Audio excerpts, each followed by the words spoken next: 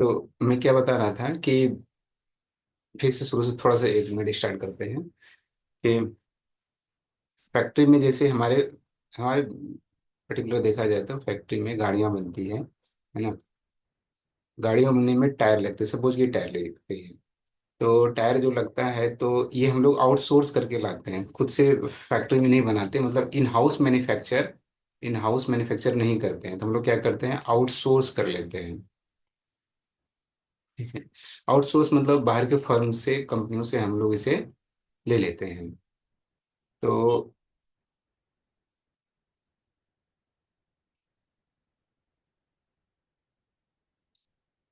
Suppose कीजिए हमारा जो एक पीवी सेक्शन होता है, जो प्रोविजनिंग सेक्शन होता है, इसका काम होता है कि परचेज करना। इसको पहले से एस्टिमेट पता होता है, जैसे कि 100 गाड़ियां हमें बनानी है, एक में 4 टायर लगते हैं एक गाड़ियों में।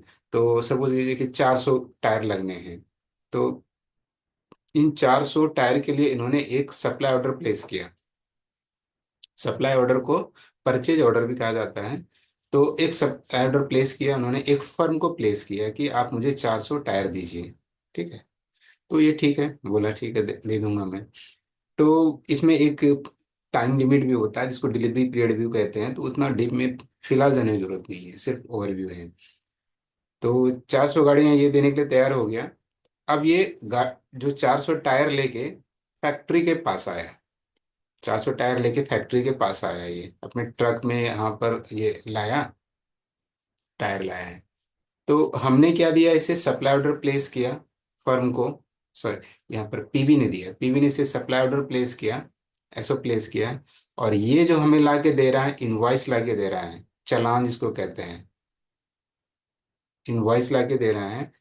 और हमारे फैक्ट्री में वो इंटर कैसे करेगा, इसका ट्रक 400 मटेरियल कैसे इंटर करेगा।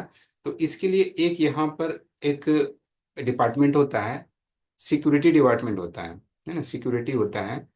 और यहाँ पर स्टोर के पर्सन भी होते हैं गेट पर। तो स्टोर के पर्सन जो होते हैं, उनके लिए वो मटेरियल के लिए एक गेट पास जनरेट करता है। आदमी जब बाहर जाता है, जब कोई एम्प्लॉय बाहर जाते हैं तो उसके लिए भी गेट पास लगते हैं, आउटवार्ड गेट पास लगता है। ठीक है। तो आउट जा रहा है, चूंकि आउटवार्ड गेट पास लग रहा है, यहाँ पर क्या है, ये अंदर आ रहा है तो इंटरनल गेट पास लगेगा ना, इंटर करने के लिए गेट पास लगेगा। तो हो जाएगा इनवर्ड गेट पास। ठीक है, इनवर्ड गेट पास। कौन सा गेट पास सही है अब इसको, आईजीपी।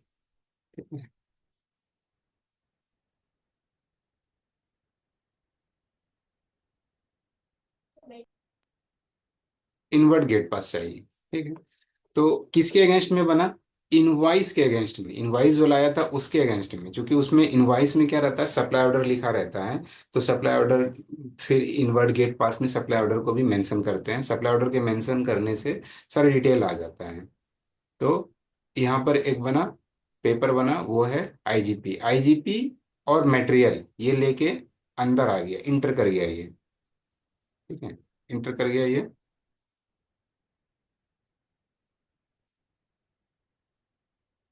जब ये अंदर आ गया तो कहाँ पर जाएगा ये सब, स्टोर है तो स्टोर में ही जाएगा, स्टोर में जाएगा ये मटेरियल, कहाँ पर लेके आएगा, स्टोर में लेके आएगा। तो कहाँ जाएगा, किस स्टोर में जाएगा। तो एक्चुअल में एक सेंट्रलाइज जगह पहले होता है, पहले एक सेंट्रलाइज जगह होता है, वहां जाता है, वहां से फिर डिस्ट्रीब्यूट होता है। तो इस सेंट्रलाइज जगह का नाम होता है, आरबीआर होते हैं, रिसिप्ट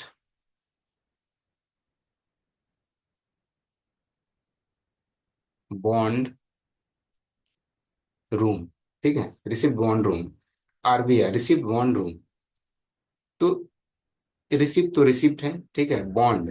तो ये जो बॉन्ड क्या होता है, एक्चुअल में बॉन्ड वैसे प्लेस को कहते हैं, प्लेस क्या, स्टोर, स्टोर का एक टाइप है बॉन्ड। तो बॉन्ड में मटेरियल कुछ ही समय के लिए रहते हैं, बॉन्ड में जो है मटेरियल कुछ ही समय के लिए रहते हैं, परमानेंट वहां पर उसको स्टोर नहीं किया जाता है। उसके बाद नेक्स्ट ट्रांजैक्शन उसका शुरू हो जाता है। तो ऐसे प्लेस को, ऐसे जो स्टोर होते हैं उसको बॉन्ड कहा जाता है। ठीक है, फैक्ट्री में ऐसे वो बॉन्ड कहा जाता है।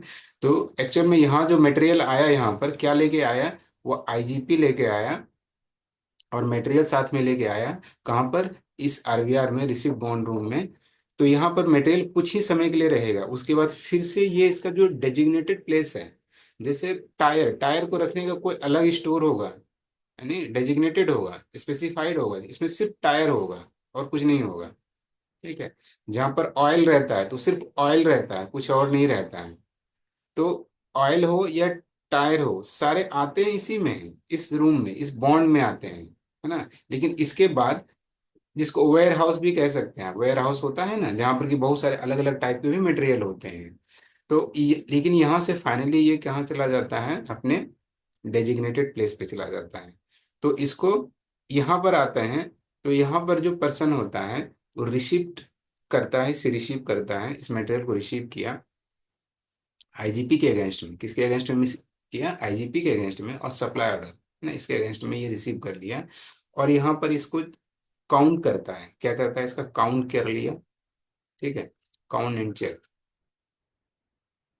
कर लिया कि जैसे सब आईजीपी में 100 कार्टून्स लिखा है, इसमें कार्टून है कि नहीं, बॉटल है तो वो इतने लिखे हैं कि नहीं। लेकिन यहाँ पर ये जो चेक होता है एक्चुअल में सिर्फ विजुअल चेक होता है। ऐसा नहीं कि इसके क्वालिटी का चेकिंग नहीं होता है, पूरा काउंटिंग भी नहीं होता है। कभी कभी नट बोल्ट्स आते हैं जो लाखों में होते हैं, तो क्या पॉसिबल है क्या ये जो पर्सन यहाँ पर वो लाखों नट बोल्ट्स काउंट करके फिर उसे रिसिप्ट दे देगा? नहीं दे पाएगा, है ना। तो वो सिर्फ क्या, पैकेज को काउंट कर लेता है कि 10 पैकेज हैं, है ना। और ये क्या करता है, ये फिर एक रिसिप्ट देता है, जो जो यहाँ पर इसका एक रिप्रेजेंटेटिव आता है ना, ट्रक के साथ फर्म का एक रिप्रेजेंटेटिव आता है। तो जनरली अगर नहीं आता है तो जो ड्राइवर होता है, ट्रक का ड्राइवर, वही फर्म का रिप्रेजेंटेटिव बन जाता है। ठीक है। और उसके इनवॉइस पर एक रिसिप्ट दे दिया जाता है, हम लोग एक रिसिप्ट दे देते हैं उसे, कि हमने आपके जो आइटम आए उसको हमने रिसीव कर लिया, है ना, फिलहाल रिसीव कर लिया। लेकिन ये क्या, किस बेस पर हमने किया, इस पे किया सब्जेक्ट टू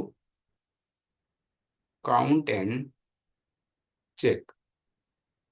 इस बेस पर किया हमने कि अभी जो है हमने ऐसा आपका पूरा काउंटिंग किया नहीं है, ये सब्जेक्ट टू है ना, सब्जेक्ट है ये, subject to final count and check. ठीक है, कि फाइनली अभी काउंटिंग करेंगे आपका, अभी हमने बता दिया कि 10 पैकेज आए हैं आपके, उस और इसमें नट बोल्ट्स हैं, लेकिन फाइनल हम जब काउंट होंगे उस समय फाइनल रिसिप्ट देंगे हमें कि नहीं सही में आपका 1 लाख नंबर्स में आपके नट बोल्ट्स आए हैं, है ना। तो ये एक प्रोविजनल रिसिप्ट होता है, जो आरबीआर जो देता है, एक प्रोविजनल रिसिप्ट दे देता है इसे, कि आपका मटेरियल हमारे तक पहुंच गया। ठीक है। फिर आरबीआर क्या करता है,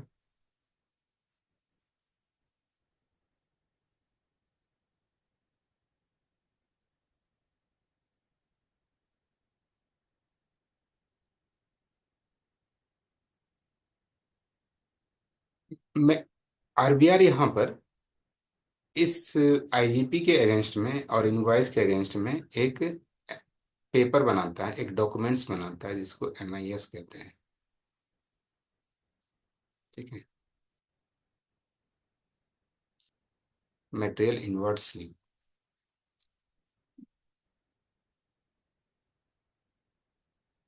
ठीक है, एक डॉक्यूमेंट्स बनाए, एमआईएस बनता है ना, एमआईएस बनाता है। उसके बाद इसे दे दिया जाता है क्यूए को, क्वालिटी एश्योरेंस, या क्यूसी, क्वालिटी चेक। ठीक है, क्वालिटी का एक डिपार्टमेंट होता है, उन्हें दे दिया जाता है मटेरियल को। वो क्या करता है, इसका स्पेसिफिकेशन चेक करता है और देखता है कि हमने जो ऑर्डर किया था क्या उसी के लेवल पे है या नहीं है। तो हमने ऑर्डर जो चेक किया दिया था, वो कहाँ से उसे मिलेगा, हमने क्या ऑर्डर दिया था, स्पेसिफिकेशन क्या है, कहाँ से लाएगा वो, सप्लाई ऑर्डर से। ये क्वेश्चन आता भी है, हाँ, कि ये किस बेस पर चेक करता है। क्वालिटी वाले इस मटेरियल को किस बेस पे चेक करते हैं, तो क्वालिटी वाले इन ये सप्लाई ऑर्डर में जो लिखा रहता है उसी के बेस पे वो चेक करता है। कि हमने कहा था कि टायर चाहिए, टायर का साइज होता है 20 30, क्या क्या होता है इस टाइप का, तो इस टाइप का आया है कि नहीं, कहीं छोटा टायर तो नहीं हो गया, आरबीआर वाला चेक नहीं कर पाएगा, है ना, ये क्योंकि ये इंस्पेक्शन डिपार्टमेंट है ही नहीं। ये जो डिपार्टमेंट है ये चेक कर पाएगा कि हाँ सप्लाई ऑर्डर में 20-30 का रेशियो कुछ लिखा है तो ये है, मैं पॉलीमर का है कि क्या है, ये क्वालिटी है इसकी।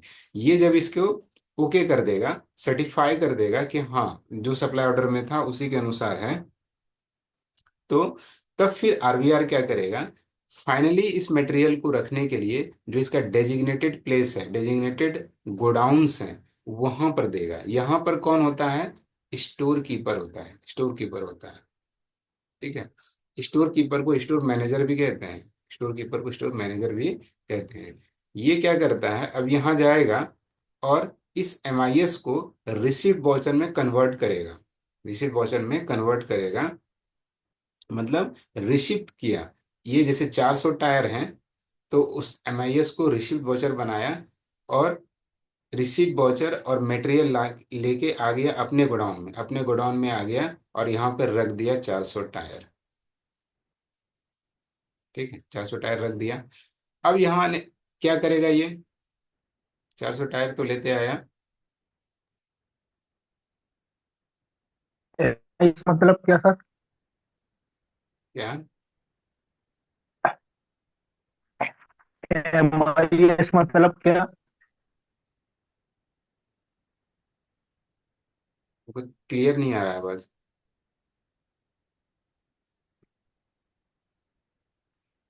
मैसेज कर ये पूछ दीजिए रहे सर, मैडम। MIS का मतलब क्या होता?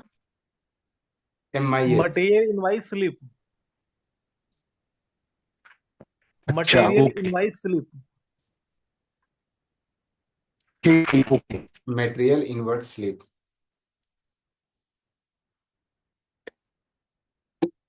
एमआईएस को ही, एमआईएस को ही, ठीक है।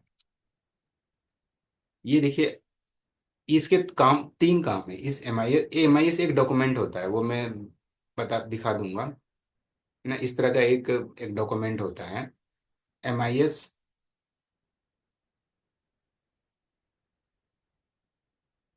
ये तीन एक डॉक्यूमेंट एक है, डॉक्यूमेंट एक है, लेकिन ये तीन चीज का काम करता है, तीन डॉक्यूमेंट के बराबर है। एक एमआईएस मटेरियल इनवर्ट स्लिप, एक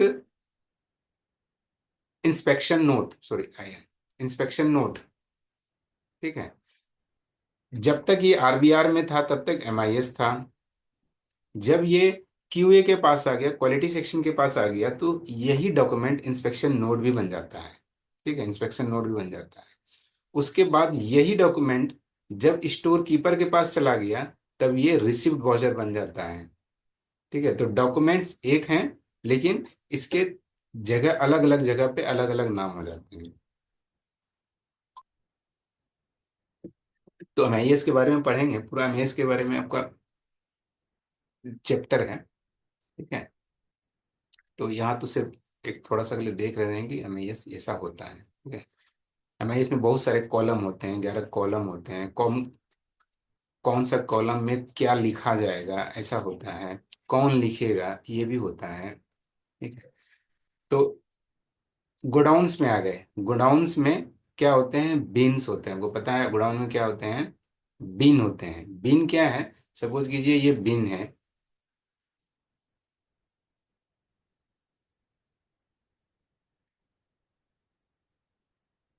ये बीन है। ठीक है, इस बीन में एक के ऊपर एक के ऊपर एक के ऊपर ऐसे ऐसे रखा जाता है, ऐसे रखा जाता है। ठीक है, देखे होंगे आप लोग फैक्ट्री में बीन होते हैं, तो इसको बिन कहते हैं। तो गोडाउन्स के अंदर क्या होते हैं, बिन बिन में रखते हैं। टायर को एक के ऊपर नहीं रखा जाता है। ठीक है, टायर को एक्चुअल में ऐसे स्टेक किया जाता है। ठीक है, एक के ऊपर जो रखते हैं वो टायर को नहीं रखा जाता, ऐसे स्टेक किया जाता है टायर को। ठीक है, वर्टिकल नहीं, हॉरिजेंटल स्टेक करते हैं टायर को।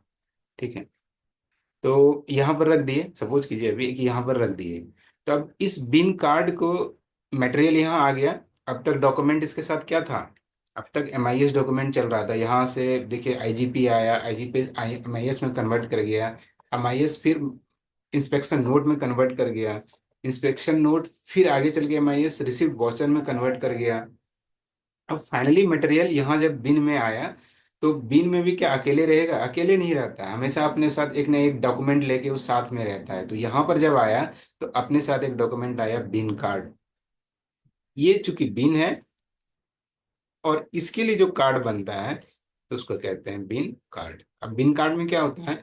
बिन कार्ड सिंपल सा एक लिफलेट है इस टाइप का, है ना, एक पेज है जिस पेज में लिखा रहता है कि ये मटेरियल कब इन हुआ, रिसिप्ट कब हुआ, किस फर्म से आया, है ना, किस फर्म से आया। और पहले सपोज कीजिए इसके पास 5 टायर था, अभी 400 टायर फिर से रिसिप्ट कर लिया, तो बैलेंस कितना हुआ? 405 टायर हो गया। तो ये बैलेंस क्वांटिटी हमेशा शो करता है कौन? बिन कार्ड। बिन कार्ड से आप जब भी देखेंगे तो बैलेंस क्वांटिटी हमेशा बचाएगा। उसके बाद यहाँ पर एक कॉलम होता है, इशू का कॉलम होता है। इशू भी तो करेंगे, प्रोडक्शन डिपार्टमेंट इशू भी तो लेगा इसे, कि हमें जैसे सपोज कीजिए कि 5 टायर वो ले गया, तो 5 टायर फिर ले गया तो माइनस हो गया, तो अब कितना बचा? फिर से 400 बच गया। तो हमेशा जो बैलेंस है बिन कार्ड में बैलेंस, वही बैलेंस कितना होना चाहिए? बिन में भी होना चाहिए, दोनों हमेशा मैच होना चाहिए। ऐसा नहीं कि बिन कार्ड में 5 लिखा है तो इसमें 100 हो जाए, या इसमें 100 लिखा है तो इसमें 5 हो जाए, दोनों हमेशा मैच होना चाहिए। 3 चीज मैच होता है, एक पीएसएल भी होता है, प्राइस स्टोर लेजर भी होता है। ठीक है, तो वो चलिए बात की बात है। तीनों मैच करना चाहिए, पीएसएल मैच करना चाहिए बिन कार्ड से, अब बिन कार्ड मैच होना चाहिए फिजिकल क्वांटिटी से। तो यहाँ पर स्टोर में आ गया ये। ठीक है, अब प्रोडक्शन डिपार्टमेंट, सपोज कीजिए ये प्रोडक्शन डिपार्टमेंट है। ठीक है, इस प्रोडक्शन डिपार्टमेंट को जरूरत है 10 टायर की। तो ये क्या आया? स्टोर कीपर के पास आया, यहाँ पर स्टोर कीपर बैठा है, इसके पास आया, तो बोला कि मुझे 10 दे दो। तो ऐसे ही तो नहीं देगा ना, कुछ ना कुछ तो डॉक्यूमेंट चाहिए। अभी देख रहे थे कि मटेरियल बिना अपने डॉक्यूमेंट के साथ चलता ही नहीं है, वो अकेले नहीं जाता, हमेशा एक साथ में रखता है डॉक्यूमेंट। तो ये क्या लाएगा? ये वहां से लाएगा डिमांड नोट। ठीक है, मतलब ये जो नोट ला रहा है, मतलब जो एक इस तरह का ला रहा है, उसको डिमांड कहते हैं। डिमांड कर रहा है ना, वो इसे डिमांड कर रहा है कि मुझे 10 चाहिए, तो दैट इज डिमांड नोट। तो वो एक पेपर लाया डिमांड नोट। तो ये क्या किया, स्टोर कीपर इसका डिमांड नोट ले लिया। ठीक है, उसमें देखा 10 क्वांटिटी है, उसको 10 उस डिमांड नोट की पोस्टिंग लेजर में करके, कौन सा लेजर, मतलब अपने बिन कार्ड में इसकी पोस्टिंग कर दिया, यहाँ पर 10 माइनस कर दिया, इशू कर दिया। तो अब सपोज कीजिए यहाँ पर इसका,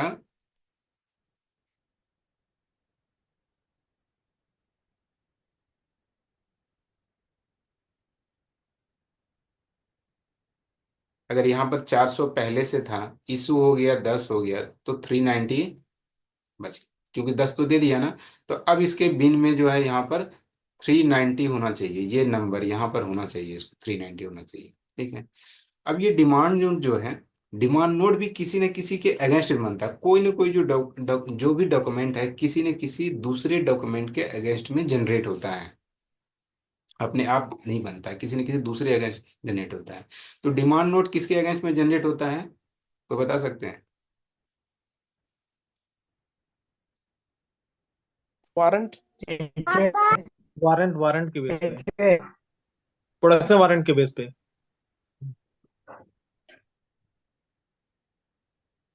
सेक्शन के एचओ में बनाते हैं डिमांड नोट। वारंट के अगेंस्ट में। ठीक, ओके। डिमांड नोट जो है वारंट के अगेंस्ट में जनरेट होता है, और ये होता है मटेरियल वारंट। ठीक है, मटेरियल वारंट के अगेंस्ट में, मटेरियल वारंट में ये लिखा रहता है कि एक एक ट्रक को बनाने के लिए कितना टायर होता है, क्या लगता है, ये सब कुछ लिखा रहता है। तो इसके अगेंस्ट में ये डिमांड नोट जनरेट होता है। ठीक है, वारंट किसके अगेंस्ट में जनरेट होता है? वारंट भी जनरेट डॉक्यूमेंट हुआ, वारंट एस्टिमेट बेस। एस्टिमेट के अगेंस्ट में जनरेट होता है। ठीक है, एस्टिमेट किसके अगेंस्ट में जनरेट हो सकता है?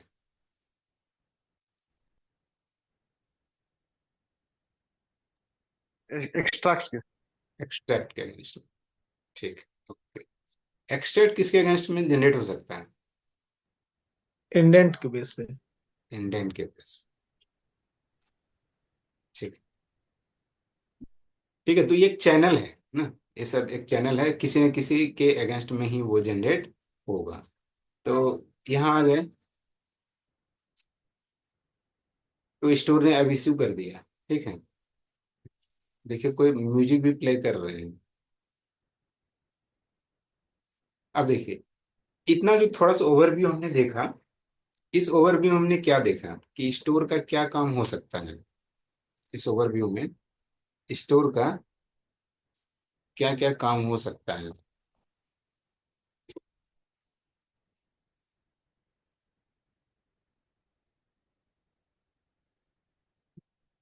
तो स्टोर क्या करता है,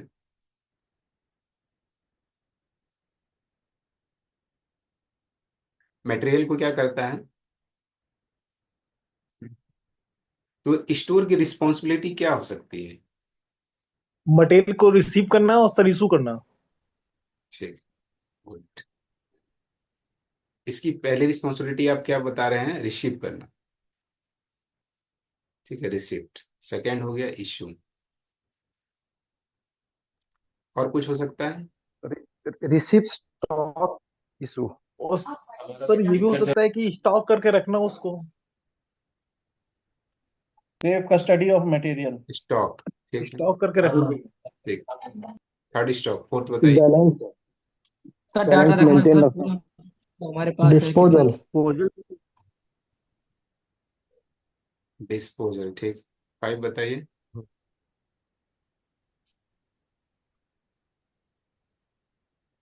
स्टॉक पाइल आइटम वगैरह रखना अपना उसको, नहीं नहीं नहीं, वो स्टॉक में ही आ जाएगा वो। वो नहीं, ये कैटेगराइजेशन बोल रहे हैं, मेजर रिस्पॉन्सिबिलिटीज की क्या है। सर प्रिजर्व करना, स्टोर को प्रिजर्व करना। हाँ तो फर्मेंटेड चीजें चढ़ाई जाती होंगी और वो प्रिजर्वेशन। चालू कर। ठीक, प्रिजर्वेशन।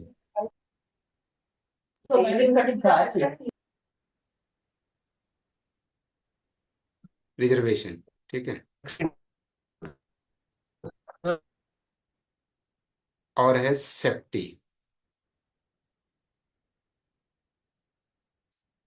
ठीक है, तो ये इसके क्या है, मेजर है। और भी आप इसको कह सकते हैं अकाउंटिंग, अकाउंटिंग भी हो सकता है। ठीक है, देखिए मटेरियल को रिसीव किया ना, रिसिप्ट। मटेरियल को डिमांड नोट के अगेंस्ट में इशू किया ना, तो इशू।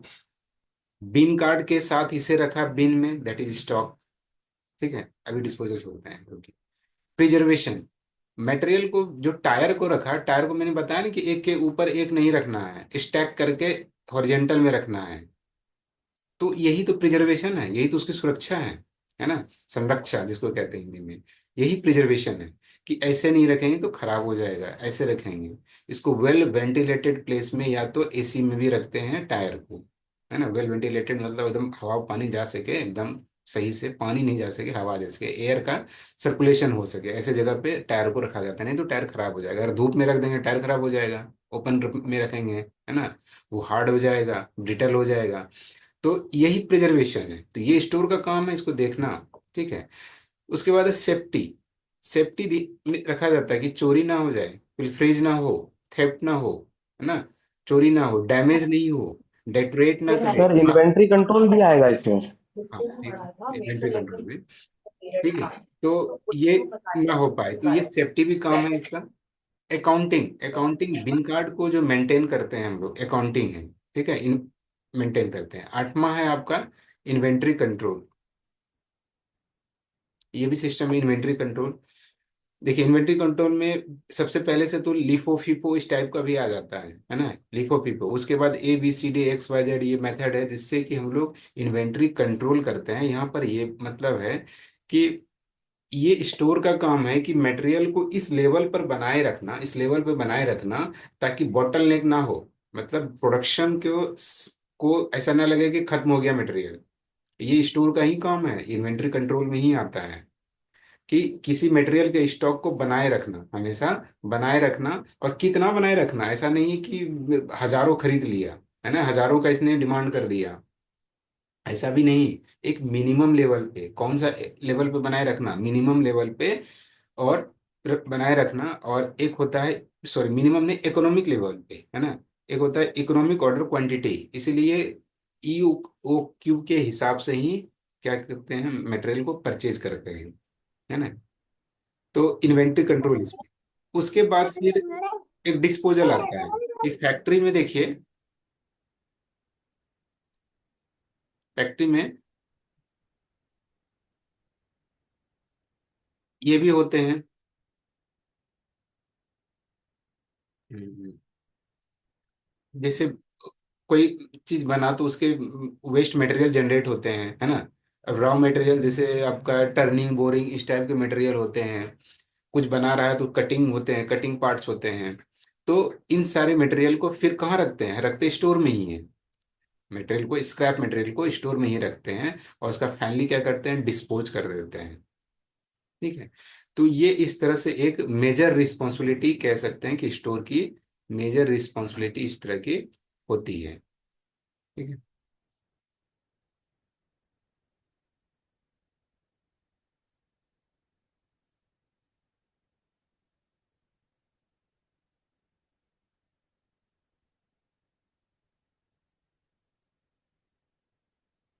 कुछ और रिस्पॉन्सिबिलिटी है इसका, देखें।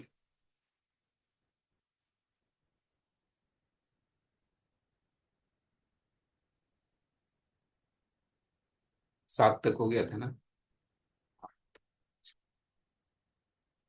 आइडेंटिफिकेशन। सर 8 हो चुका है ऑलरेडी, 8। ठीक है, 9। आइडेंटिफिकेशन ये बहुत इंपॉर्टेंट है। ये जो रिस्पॉन्सिबिलिटी है स्टोर की, बहुत ही इंपॉर्टेंट है। आइडेंटिफिकेशन मतलब मटेरियल को पहचानना। मटेरियल को पहचानना ये सिर्फ प्रोडक्शन का काम नहीं है कि मटेरियल को वो पहचानेगा सिर्फ, है ना। स्टोर को भी ये पता होना चाहिए कि ये टायर है और ये एक्सल है। क्योंकि हमारे यहाँ गाड़ियां बनती, इसलिए ज्यादा टर्म हम लोग फैक्ट्री का ही मैं इस टाइप का जानता हूँ, है ना। कि ये गाड़ियां हैं तो ये है, तो ये कौन, स्टोर को ये आना चाहिए, आइडेंटिफिकेशन आना चाहिए। तो स्टोर का काम करना मटेरियल को आइडेंटिफाई भी करना है, आइडेंटिफिकेशन भी उसका बहुत इंपॉर्टेंट पार्ट है। ठीक है।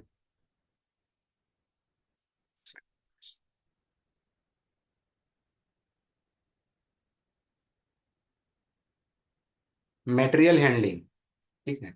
मटेरियल हैंडलिंग, मटेरियल को हैंडलिंग करना। जैसे मटेरियल को ट्रांसपोर्ट करते हैं, यहाँ से मटेरियल को उठा के कहाँ रखते हैं, स्टोर में रखा हुआ है, यहाँ से मटेरियल उठा के फिर प्रोडक्शन सेक्शन में देना, है ना, प्रोडक्शन सेक्शन में देना। तो ये सब मटेरियल हैंडलिंग में आता है। और देखिए, पैकेजिंग। पैकेजिंग भी स्टोर का ही काम है। कब, ऐसा कब होता है, जब मटेरियल को इशू करते हैं, जब कोई प्रोडक्ट को हम लोग जैसे बाहर भेजते हैं, है ना। जैसे फर्म को भेज दे, जिसको या आर्मी को देते हैं, तो उसको क्या ऐसे ही दे देंगे, उसको पैकेज करके के देते हैं, पैकेजिंग में उसको बंद करके अच्छे से पैकेजिंग करते हैं। तो इशू करना किसका, स्टोर का काम है। स्टोर का काम है इशू करना, चाहे इंटरनल इशू हो या आउटर इशू हो, बाहर जो इशू कर रहे हैं, एक्सटर्नल इशू है। तो उस सर कंडीशन हमारे में, यहाँ तो पीएनडी सेक्शन बोलते हैं इसको। हाँ आपके यहाँ बोलता होगा, है ना। तो सर वो पीएनडी क्या स्टोर का ही सेक्शन है? हाँ वो उसी का पार्ट है, उसी का पार्ट है। जनरली क्या, जो इसका एक्चुअल में है, ये इशू बॉन्ड होता है और इशू ऑफिस होता है, इशू बॉन्ड होता है। एक्चुअल में जो होता है, इशू बॉन्ड होता है।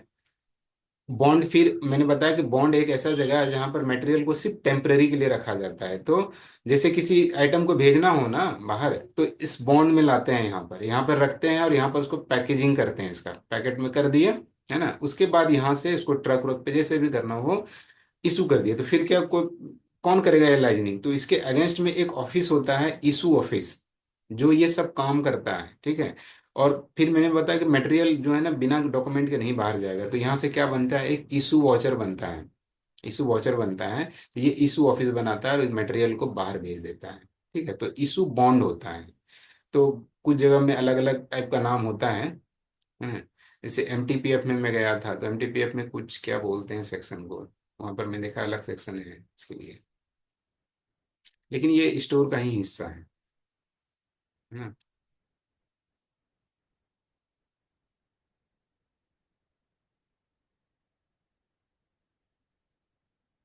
तो इशू डिस्पैच, डिस्पैच हो गया, ये जो भेजना हुआ डिस्पैच हो गया। ठीक है, इशू करना और डिस्पैच करना, क्योंकि भेज भी रहे हैं, भेज जो रहा है डिस्पैच कर रहा है, कौन कर रहा है? स्टोर ही कर रहा है। ठीक है, अकाउंटिंग हो गया, इन्वेंट्री कंट्रोल हो गया।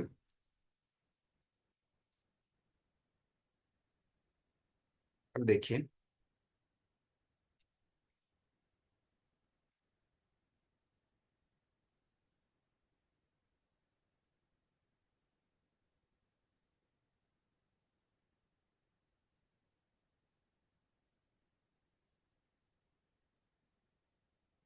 कुछ चीजें हैं जो थोड़ी थोड़ी हैं, थोड़ा सा ओवरव्यू नहीं कर पाऊँ उसको। स्टोर मैनेजमेंट आपके सिलेबस में है, स्टोर मैनेजमेंट।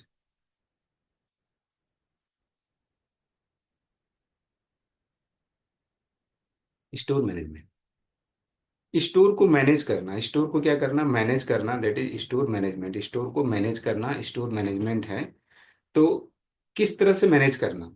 स्टोर को इफिशिएंटली मैनेज करना, है ना? इफिशिएंटली, अच्छे तरीके से उसको मैनेज करना और इकोनॉमिकली करना।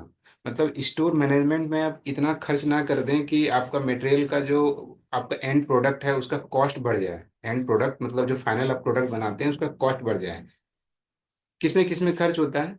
हम लोग जो स्टोर में रखते हैं, प्रिजर्व करते हैं, उसमें खर्च होता है। यहाँ पर जो आदमी काम कर रहे थे उसमें खर्च होता है। मटेरियल हैंडलिंग में, यहाँ से यहाँ तक प्रोडक्शन तक हम लोग मटेरियल को शिफ्ट करते हैं, उसमें खर्च होता है ना?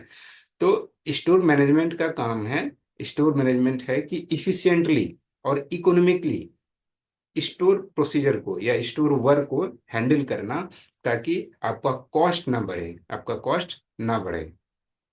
ठीक है, तो एक साहब हैं, विद्वान हैं,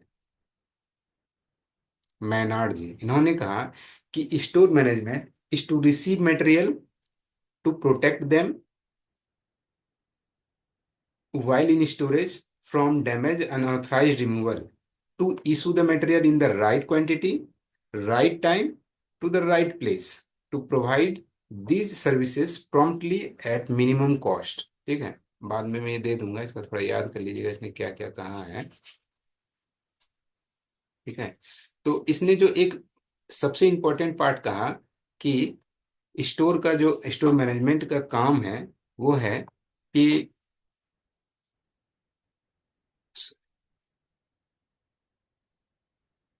राइट टाइम,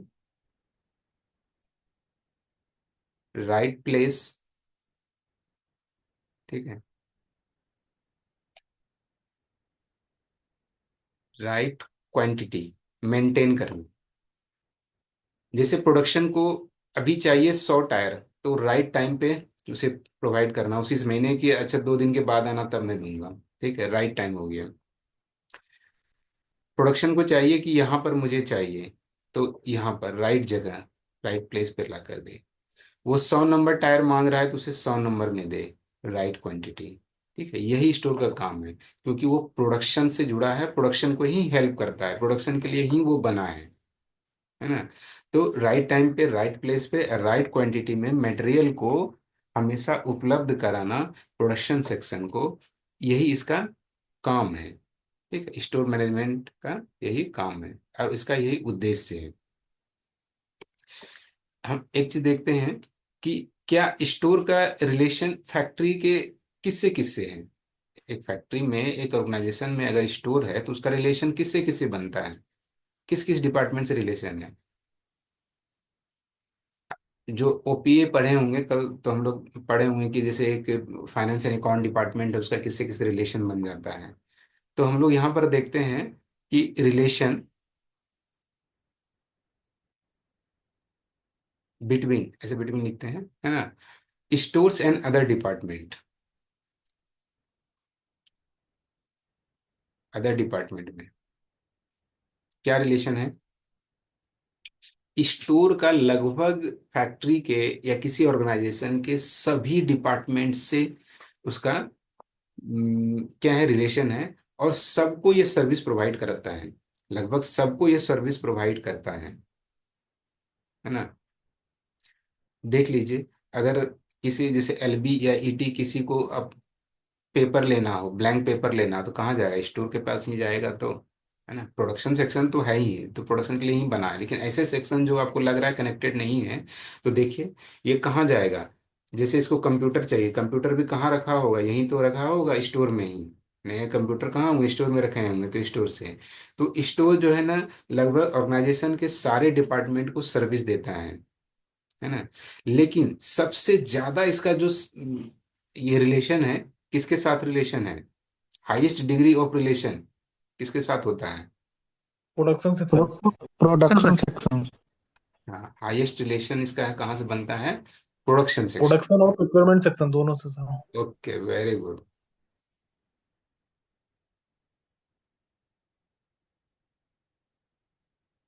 ये बहुत अच्छा बताया। दो डिपार्टमेंट है जिसका डायरेक्ट रिलेशन है और सबसे हाईएस्ट डिग्री ऑफ रिलेशन है। एक है परचेज डिपार्टमेंट और एक है प्रोडक्शन डिपार्टमेंट। ठीक है, परचेज के बिना स्टोर अधूरा, और प्रोडक्शन अगर नहीं तो स्टोर का कोई काम ही नहीं है ना।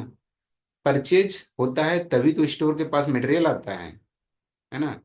और प्रोडक्शन हो रहा है तभी तो इस स्टोर का काम है, तभी तो उसको चाहिए मटेरियल, तो यहाँ रखने के लिए स्टोर बना है। इसीलिए इस डिपार्टमेंट का हाईएस्ट डिग्री का रिलेशन अगर पूछा जाए तो दो के साथ है, परचेज और प्रोडक्शन के साथ है। ठीक है, तो परचेज क्या करता है? इसको फीड करता है। परचेज स्टोर के लिए परचेजिंग डिपार्टमेंट क्या है? एक तरह से फीडिंग डिपार्टमेंट है। ठीक है, इसको लिए क्या करता है? ये फीडिंग। और इसके लिए प्रोडक्शन के लिए क्या है? ये एक सप्लाई डिपार्टमेंट है। ठीक है, फीडिंग परचेज करता है, सप्लाई ये प्रोडक्शन को करता है। ओके,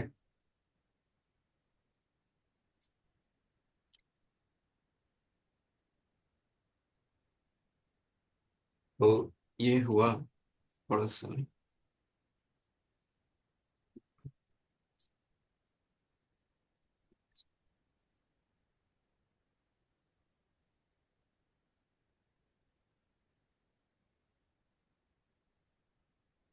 10 मिनट और करते हैं, करें? नहीं जी। जी सर, कंटिन्यू। ठीक है। ये अपना प्रेस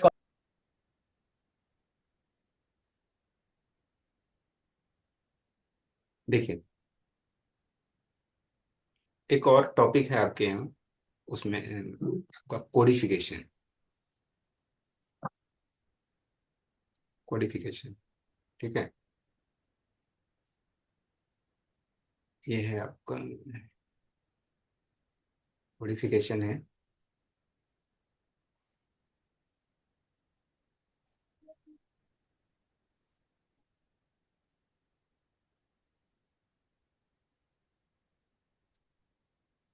और एक होता है क्लासिफिकेशन।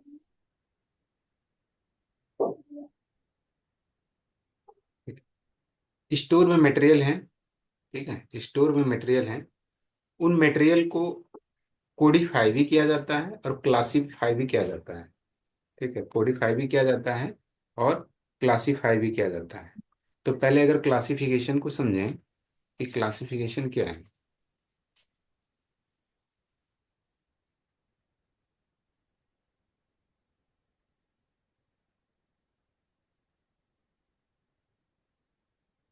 क्लासिफिकेशन ऑफ मटेरियल, देखिए, मटेरियल को स्टोर में कितने तरह के मटेरियल है ना, हजारों तरह के अलग अलग। अब सपोज किसी एक गाड़ी में, एक व्हीकल में, एक टैंक में कितने तरह के मटेरियल लगते हैं, है ना। कंपोनेंट, उनसे जो कंपोनेंट होते हैं, पार्ट्स होते हैं, कितने हजारों तरह के होते हैं, है ना, हजारों तरह के हो सकते हैं। कहीं टायर होता है, कुछ होता है, ये वगैरह होता है, छोटे छोटे आइटम भी होते हैं। तो एक ओवरव्यू में मटेरियल को, सारे मटेरियल को क्लासिफाई करना, है ना, एक ब्रॉड व्यू में क्लासिफाई करना, अलग अलग करना, सेपरेट करना, दैट इज क्लासिफिकेशन, है ना। एक ब्रॉड व्यू में कोडिफिकेशन इसका और बड़ा रूप है। कोडिफिकेशन जो है और बड़ा रूप है और मान्यूट है वो, एकदम और अंदर तक जाएंगे। लेकिन उसके सबसे ऊपर, पहले कहते हैं ना ऊपर थोड़ा ओवरव्यू, तो ओवरव्यू क्लासिफिकेशन है। ओवरव्यू क्या है? क्लासिफिकेशन है। और डेप्थ में जाएंगे तो कोडिफिकेशन है। क्लासिफिकेशन क्या है? मटेरियल को क्लासिफाई करते हैं, मटेरियल को ओवरव्यू में क्लासिफाई करते हैं ब्रॉड वे में, जैसे रॉ मटेरियल।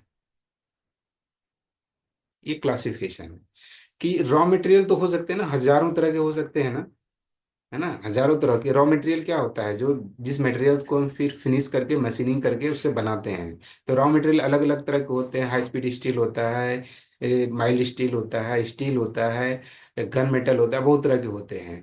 तो लेकिन वो अगर सबको देखा जाए, सबको मिला के, तो क्या है वो? रॉ मटेरियल है। ठीक है।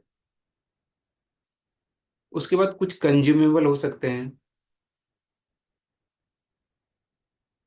है ना। कंज्यूमेबल स्टोव जैसे ऑयल हो गया, ग्रीस हो गया, है ना, कंज्यूम हो जाता है। तीसरा देखते हैं, मशीनरी एंड प्लांट, मशीन्स हो गए। ठीक है। फोर्थ देखते हैं,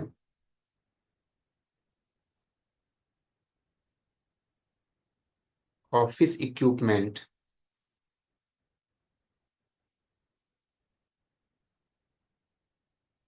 ठीक है, ऑफिस इक्विपमेंट्स। केमिकल्स, केमिकल्स भी बहुत तरह के हो सकते हैं, लेकिन हम लोग एक ओवरव्यू में क्या क्लासिफाई कर दिए कि ये क्या है? केमिकल्स हैं, है ना, केमिकल्स हैं, केमिकल्स हैं। और क्या कर सकते हैं हम लोग? स्क्रैप, स्क्रैप भी तो बहुत तरह के हो सकते हैं। स्क्रैप मटेरियल बहुत तरह के होते हैं। Class A, class B, class C, है ना। वुडन स्क्रैप हो सकता है। ये जो कार्डबोर्ड होते हैं वैसा स्क्रैप हो सकता है। जो ये प्लास्टिक पॉलीथीन होता है वैसा स्क्रैप हो सकता है। लेकिन सब ओवरव्यू में क्या है? सारे क्या है? स्क्रैप है। ओवरव्यू में एक स्क्रैप। ठीक है। पैकेजिंग मटेरियल हो सकते हैं।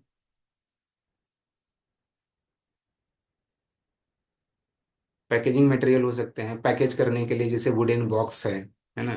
रैप करने के लिए प्लास्टिक यूज करते हैं। तो दैट मीन ये क्या है? ओवरव्यू में क्या है? एक वो पैकेजिंग मटेरियल है। अब जनरल स्टोर्स हो सकते हैं।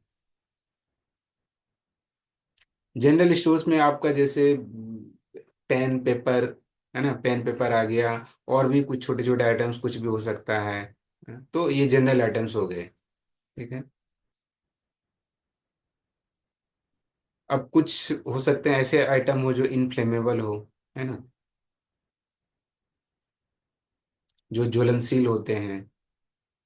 ठीक है। अब जैसे डीजल, पेट्रोल, गैस, ये सब इनफ्लेमेबल, इनफ्लेमेबल स्टोर्स हैं। तो ये क्या हो गया? ओवरव्यू में क्या हो गया आपका? एक क्लासिफिकेशन हुआ, जो मटेरियल को ब्रॉड वे में क्लासिफाई करता है। अब एक कोडिफिकेशन है।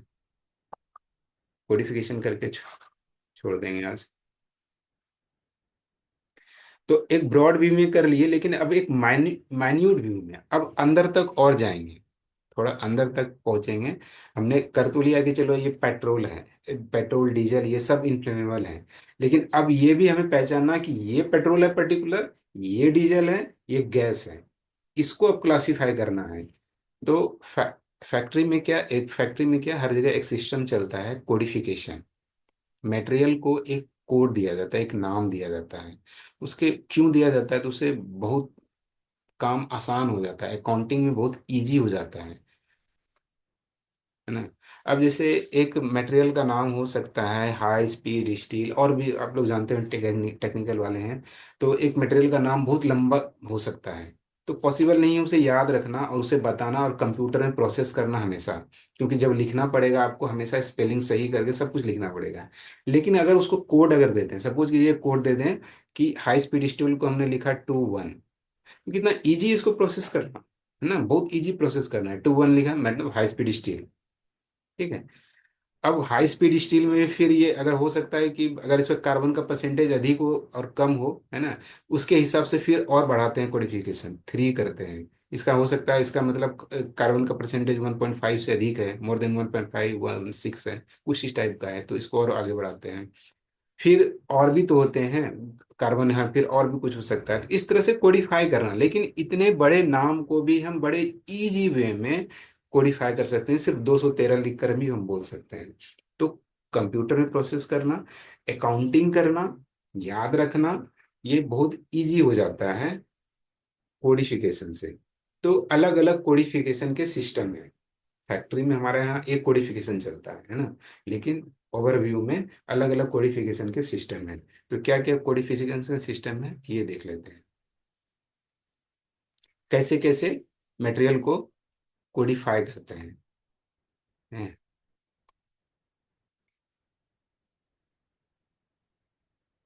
एक सिस्टम है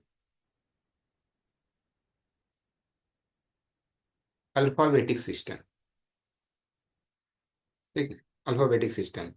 तो मटेरियल को ना अल्फाबेटिक के हिसाब से नाम देते हैं। जैसे सपोज कीजिए कि माइल्ड स्टील है ना, माइल्ड स्टील, इसको सिर्फ एमएस बोलते हैं। तो अल्फाबेटिक हो गया ना, एमएस माइल्ड स्टील, आप समझ रहे हैं, है ना, माइल्ड स्टील आप समझ रहे हैं। जिसे हाई स्पीड स्टील बोलते हैं,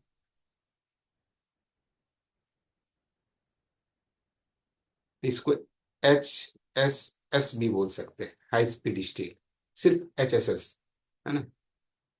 बोलते ही हम लोग एमएस बोलते हैं, एचएसएस बोलते हैं, स्पीड स्टील। तो इतने बड़े को कोडिफाई कर दिया सिर्फ एचएसएस। तो इस तरह से कोडिफिकेशन एक ये भी होता है, अल्फाबेटिक सिस्टम में कोडिफाई करते हैं। दूसरा सिस्टम है simple numeric, simple numeric system कर सकते हैं।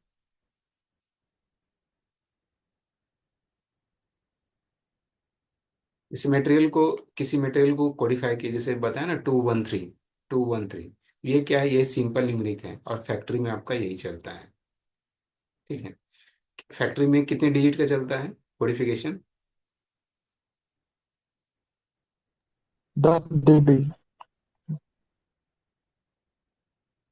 10, 10 डिजिट का, 10 10 डिजिट। 10 डिजिट का कोडिफिकेशन होता है।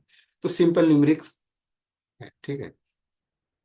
एक हो सकता है कम्बिनेशन, कम्बिनेशन सिस्टम। तो कम्बिनेशन में क्या होता है, अल्फा न्यूमरिक होता है, अल्फा न्यूमरिक, मतलब अल्फाबेटिक भी है और न्यूमेरिकल भी है, इसमें नंबर्स भी है ना, उस तरह से। जैसे किसी को रख दिया जाए 23TP, है ना, MS, इस टाइप का नाम रखा जाए, तो अल्फाबेटिक भी है, अल्फाबेटिक भी है इसमें और न्यूमेरिकल्स भी है, तो अल्फा न्यूमरिक। एक सिस्टम होता है ब्लॉक सिस्टम, ब्लॉक। ब्लॉक में क्या होता है, ये एकदम मोटा मोटी टाइप का है ना, एकदम ओवरव्यू टाइप का है ये ब्लॉक सिस्टम। कि इसमें जैसे रख दिया जाए कि 1800 टू 1810 तक को रॉ मटेरियल कहेंगे, ठीक है। 1700 से 1700, 4 डिजिट का, 4 डिजिट का लगभग करते हैं, इसमें 4 डिजिट का रहता है। ब्लॉक सिस्टम में क्या रहता है, ये 4 डिजिट का रहता है और इस तरह से रखा जाता है। 1710 तक हम लोग कंज्यूमेबल आइटम कहेंगे, तो इस तरह से इसको ब्लॉक सिस्टम कहते हैं, ठीक।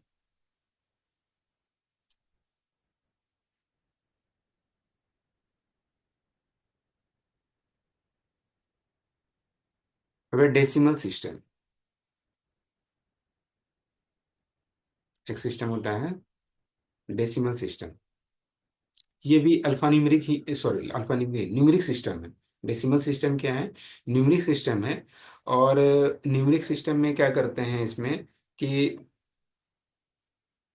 पहले ब्लॉक फिर सब ब्लॉक इस टाइप का बनाते हैं, है ना। जैसे 1710 लिखा हमने, उसके बाद फिर इसका सब ब्लॉक आया, 23 हमने लिखा, सॉरी 213 लिखा। तो जैसे ये रॉ मटेरियल में आ गया, 1710 रॉ मटेरियल आया, और 213 का यहाँ पर क्या मतलब होता है, जैसे हम लोग हाई स्पीड स्टील रखे थे, इसका नाम हाई स्पीड स्टील। तो ब्लॉक पहले बनाया रॉ मटेरियल का, उसके बाद नीचे ब्लॉक बनाया किसका, सब ब्लॉक इसका आया कि हाई स्पीड स्टील है। तो ये डेसिमल सिस्टम, मतलब नीचे होते जा रहा है डेसिमल में ये और टूटते जा रहा है, इसको डेसिमल सिस्टम कहते हैं, ठीक है।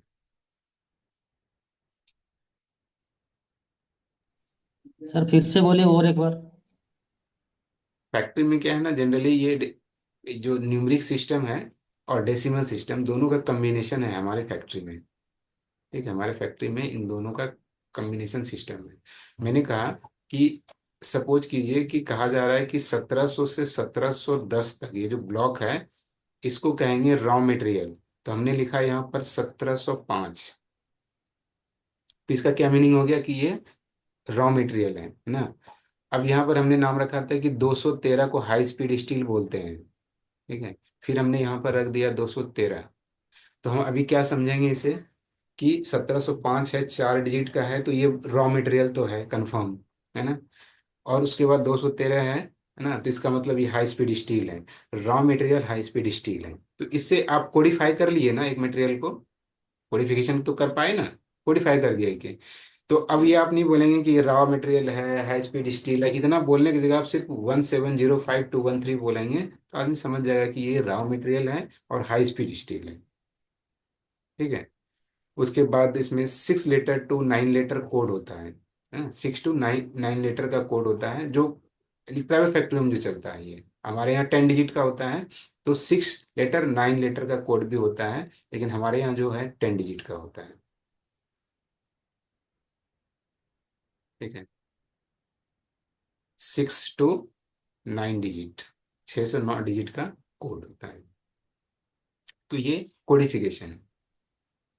तो अब कोडिफिकेशन तो एक बहुत बड़ा चैप्टर है आपका, है ना। ये तो सिर्फ ओवरव्यू ऐसे ही है। कोडिफिकेशन एक चैप्टर है आपका कि कोडिफाई कैसे करते हैं, फैक्टरी में कैसे कोडिफाई होता है ना। उसमें मेजर कोड माइनर कोड होते हैं। तो खैर आज के लिए रहने देते हैं, ठीक है, कल देखेंगे। सर कल के लिए क्लास क्या है, चैप्टर? कल देख लूंगा मैं पहले, है ना। थोड़ा मैसेज कर देने से अच्छा होगा सर, पहले से थोड़ा मैसेज कर देने से अच्छा होगा। सर सर ये इसकी ओपीए सॉफ्ट तो कॉपी भेज दीजिएगा नोट्स में। क्या क्या बोल रहे हैं। सर इसकी सॉफ्ट कॉपी भेज दीजिएगा जो आपने आज पढ़ाया है, डाल दीजिएगा ग्रुप पर। ठीक ठीक, मैं भेज दूंगा। सब्जेक्टिव सर और ऑब्जेक्टिव